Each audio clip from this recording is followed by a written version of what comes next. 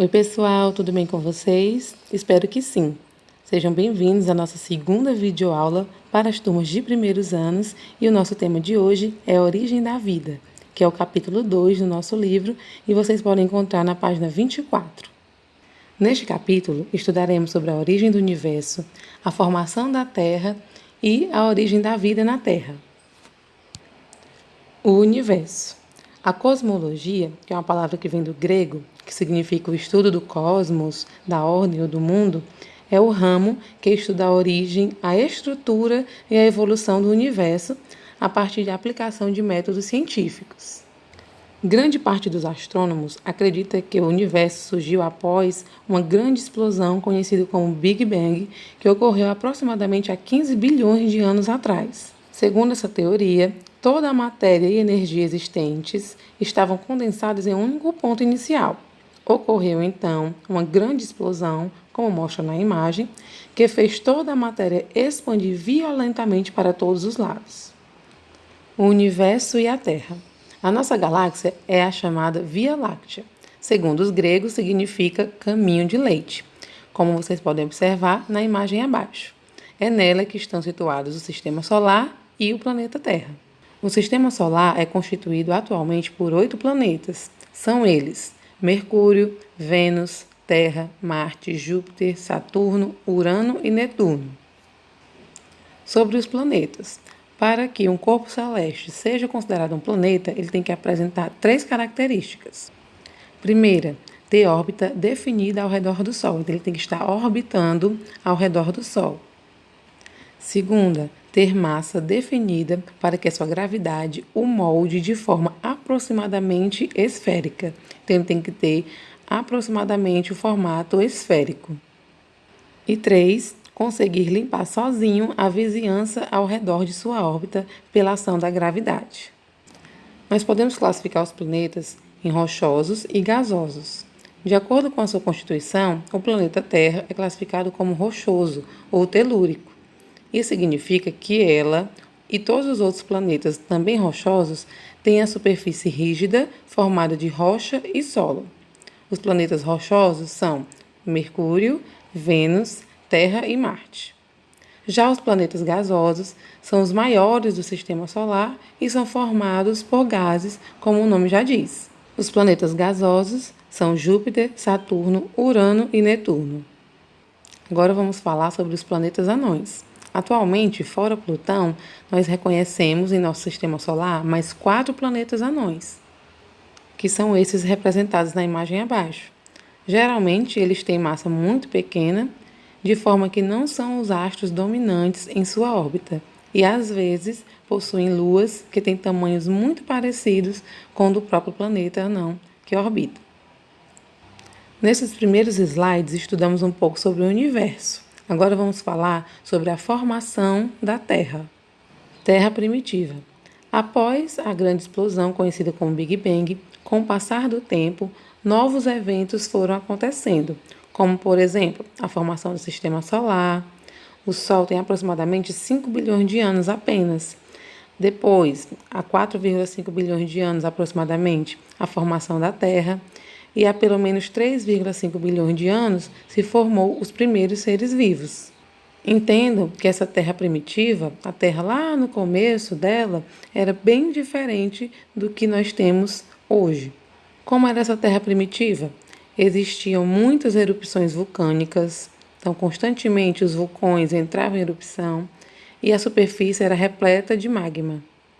Havia liberação de gases que compuseram a atmosfera primitiva. Existiam frequentes tempestades e raios. Ainda não existia a camada de ozônio e também existiam constantes colisões de meteoritos na Terra. Após muito tempo, por volta de 3,9 bilhões de anos, a Terra começou a ficar mais fria, começou a resfriar, e aí formaram-se os primeiros mares primitivos. A formação desses mares se deu da seguinte forma: existiam frequentes tempestades. Quando essas tempestades caíam, as gotas de água rapidamente evaporavam, porque a Terra era muito quente.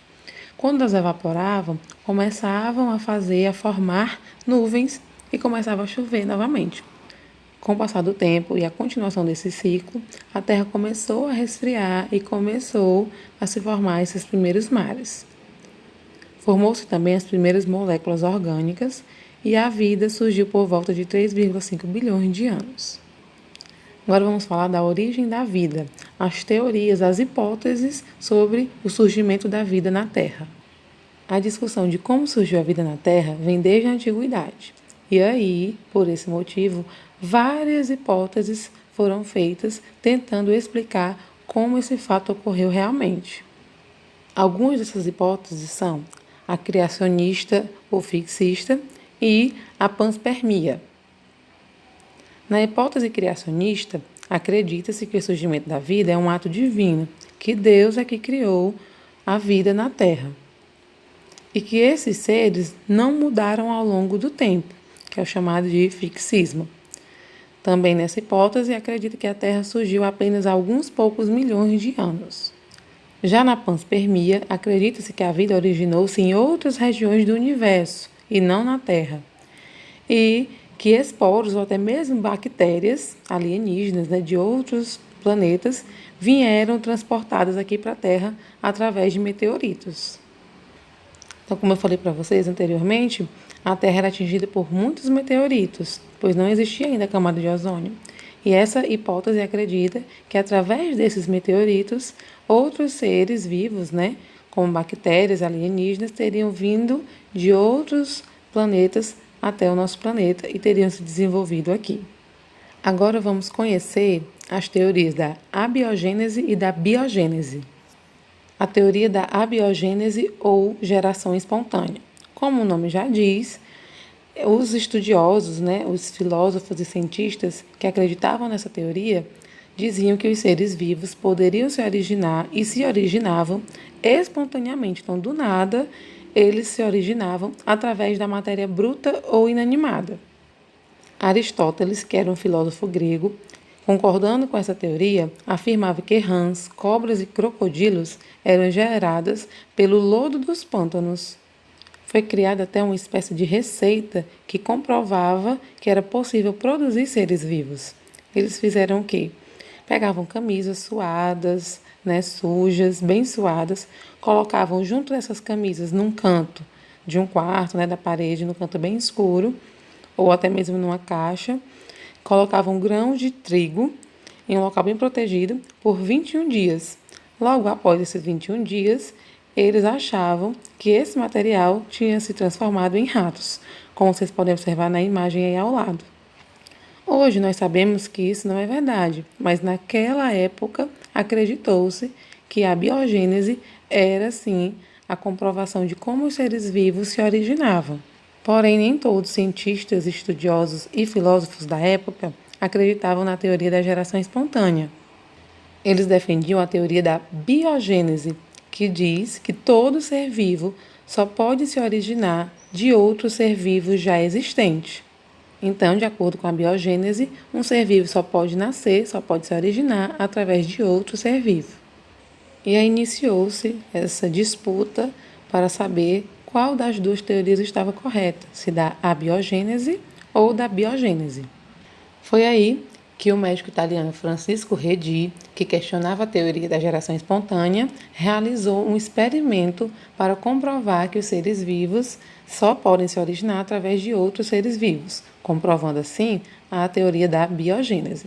Como foi esse experimento? Redi colocou pedaços de carne em recipientes de vidro. Ele cobriu a abertura de alguns desses recipientes com uma gaze e deixou outros descobertos. Então, alguns ficaram totalmente abertos e outros foram cobertos com uma gaze. Lembrando que dentro dos vidros ele colocou pedaços de carne e deixou por alguns dias. Após isso, ele observou que sobre as carnes nos recipientes abertos apareceram larvas de moscas. Já nos recipientes fechados, com as gases, não havia nenhuma larva.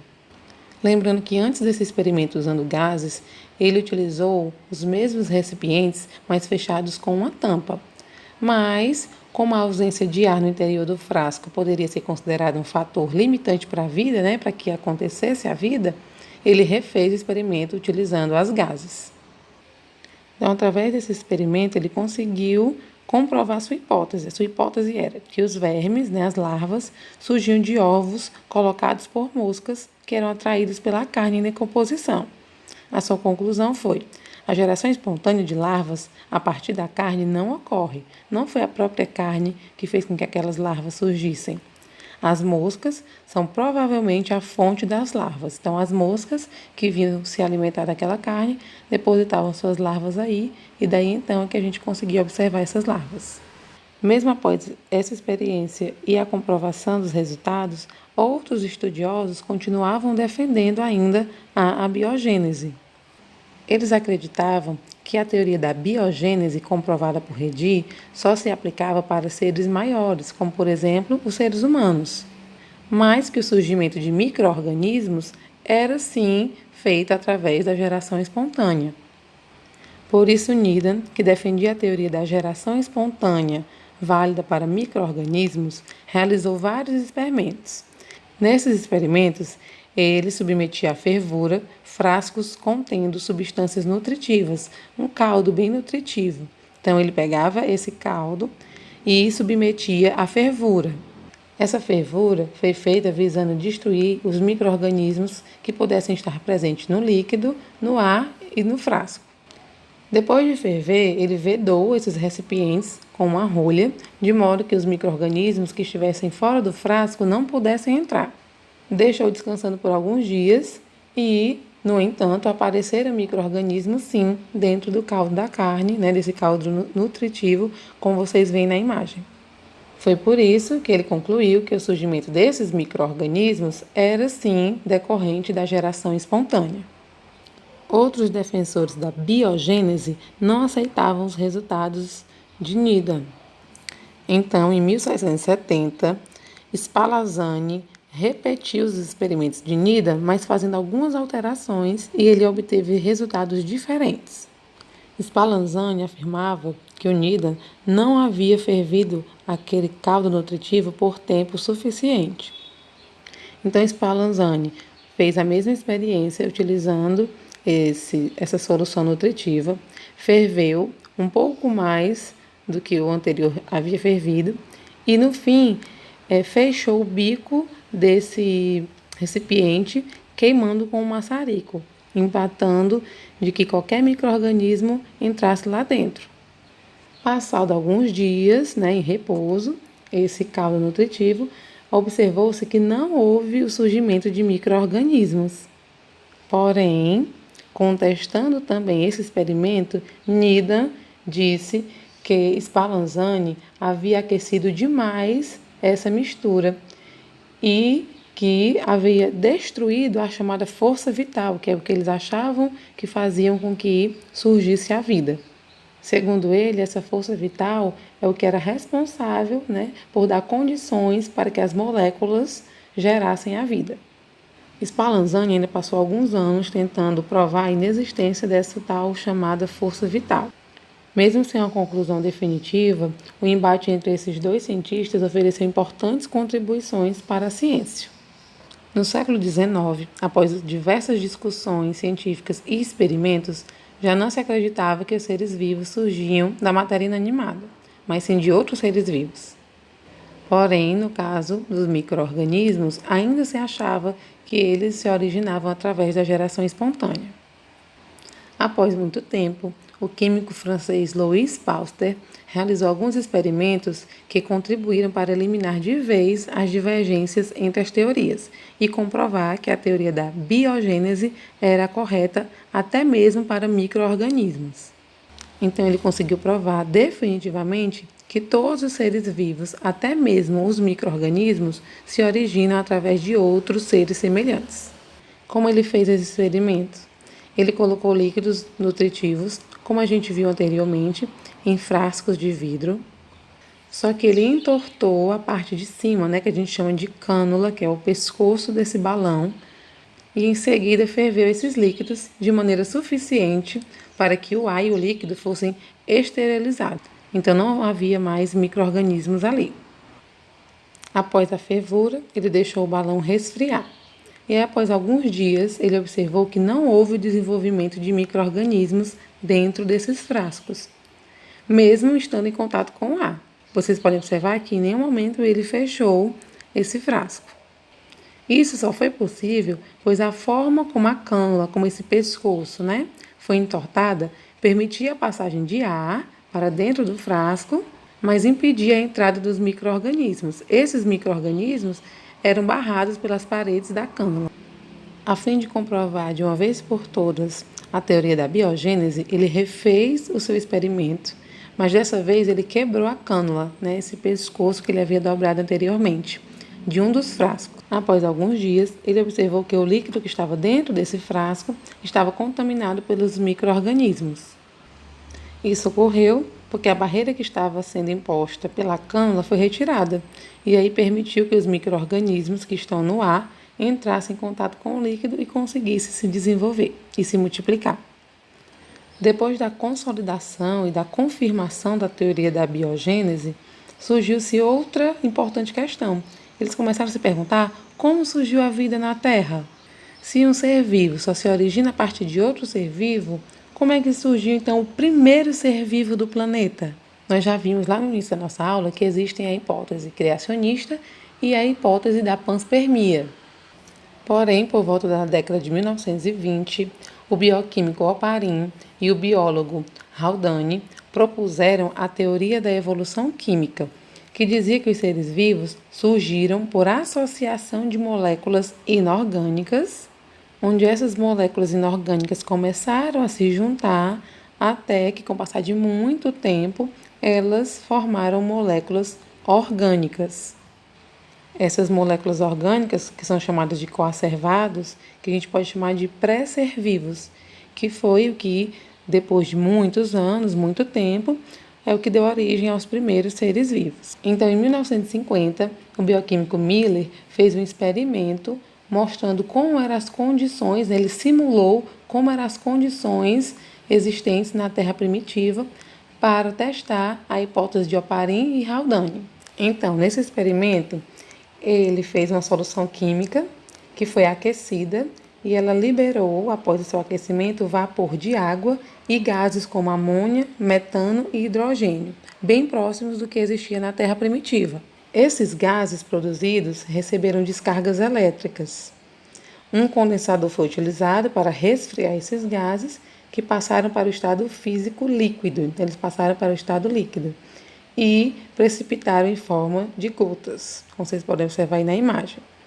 Esse líquido formado foi recolhido e analisado. Quando ele coletou e analisou esse líquido, ele viu que as moléculas inorgânicas haviam se transformado em moléculas orgânicas, que são os aminoácidos. Então, esse experimento trouxe indícios muito fortes de que essa teoria estava correta. Após conseguir explicar como foi a origem dos primeiros seres vivos, surgiu-se outra pergunta.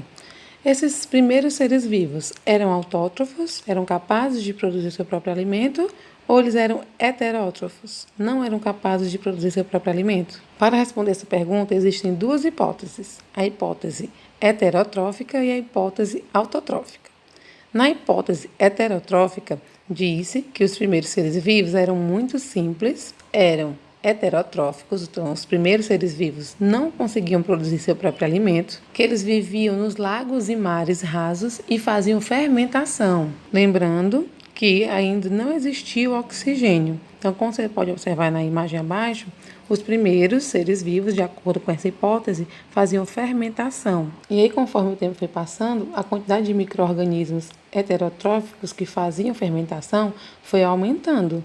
E a quantidade de moléculas orgânicas, que faziam com que eles conseguissem fazer a fermentação foi diminuindo, ficando cada vez mais escasso. Ao fazer fermentação, esses organismos liberavam CO2 na atmosfera. Com o acúmulo desse CO2 na atmosfera, começaram a surgir seres fotossintetizantes, seres que conseguiam fazer a fotossíntese.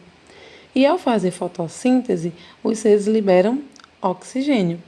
Então, com a liberação desse oxigênio, começou a surgir organismos que utilizavam o gás oxigênio na respiração. Então, basicamente, através dessa hipótese, disse que os primeiros seres vivos eram fermentadores, faziam fermentação. Após surgiram seres fotossintetizantes, né, que faziam fotossíntese, e depois os seres que fazem a respiração. Na hipótese autotrófica, que hoje em dia é a mais aceita entre os cientistas, diz que os seres vivos surgiram das profundezas do oceano e que esses seres vivos conseguiam produzir seu próprio alimento através da quimiossíntese, que é o processo no qual os seres utilizam moléculas inorgânicas como fonte de energia. Por exemplo, eles podem utilizar o sulfeto de hidrogênio, que está presente nas rochas, e transformá-lo em energia. Sendo assim, ficaria da seguinte maneira, de acordo com a hipótese autotrófica. Primeiro surgiram os seres quimiosintetizantes, que são seres autótrofos.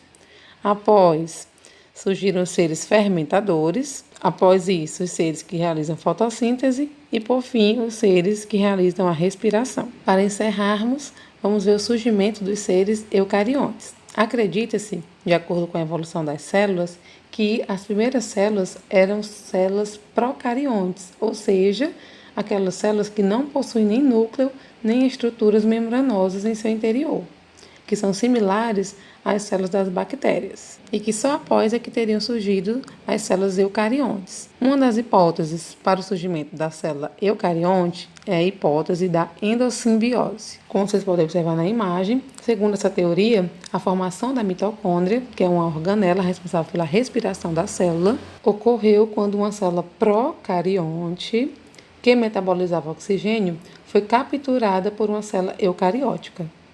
Então, ela diz que a mitocôndria era anteriormente uma célula procarionte que foi capturada por uma célula eucarionte. A célula que anteriormente era uma célula procarionte, que foi capturada, ela conseguiu escapar da digestão, né? Então ela não passou pela digestão celular, começou a se diferenciar e tornou-se o que chamamos hoje de mitocôndria. Essa hipótese da endossimbiose é sustentada por diversas evidências.